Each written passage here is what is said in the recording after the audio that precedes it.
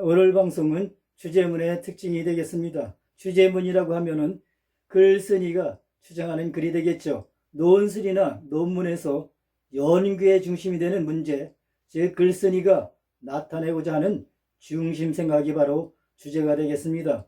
주제는 연구 문제에 대한 답과 그 답에 대한 근거가 되겠습니다. 즉 주제는 어떤 토픽에 대한 주장과 근거가 있어야 됩니다. 주장과 근거가 동시에 있는 것이 바로 올바른 주제문이라고 볼 수가 있겠죠. 이것은 논술이나 논문의 요점이나 핵심 문제에 대해 독자에게 알리는 문장이 되겠습니다. 따라서 주제는 독자가 논술의 개요와 주요 아이디어에 익숙해지는 데 도움이 됩니다. 주제문의 특징으로서는 논술의 주요 아이디어를 설명해야 합니다. 논술 전체 내용의 개념이 되겠죠. 독자에게 논술의 방향에 대한 아이디어를 제공해야 합니다. 이러한 주제문은 논술의 핵심 주장을 명확하고 간결하게 나타내는 단일 문장이 되겠습니다.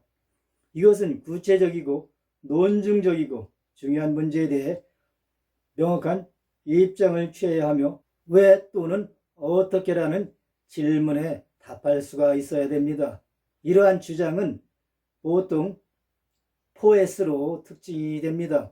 즉 4S는 중요하고 단일하고 구체적이고 지지할 수 있는 주제문이 되겠죠.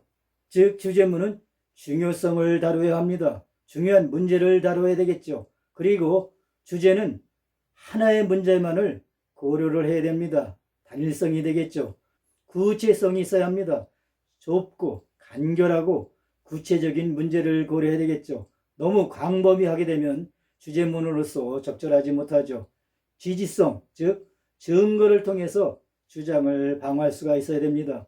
주장을 할 때는 근거가 있어야 되겠죠. 바로 근거가 증거가 되겠습니다. 이처럼 주제문은 좁고 간결하고 구체적이어야 가치가 있습니다.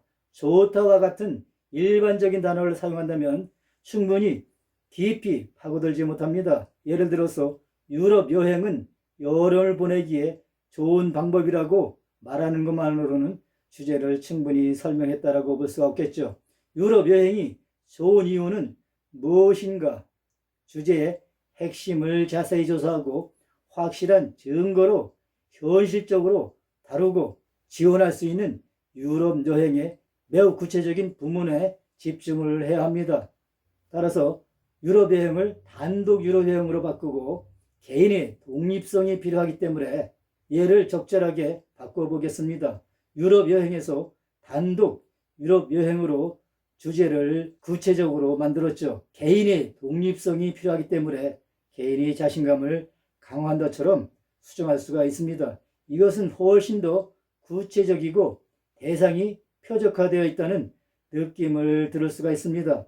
이제 유럽 단독 여행, 독립의 필요성 및 개인적 자신감에 대한 긍정적인 영향에 대한 연구를 수행할 수가 있습니다. 이처럼 주제문은 중요한 문제를 다뤄야 하고 주제문에서는 하나의 문제만을 고려해야 되고 좁고 간결하고 구체적인 문제를 고려해야 되고 마지막으로 주제문에는 증거를 포함해야 합니다. 오늘은 주제문의 특징에 대해서 설명드렸습니다.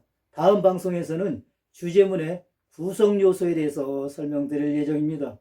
본 방송이 유익하셨다면 좋아요를 눌러주시고 구독자가 아니시라면 구독을 신청해 주시면 대단히 감사하겠습니다.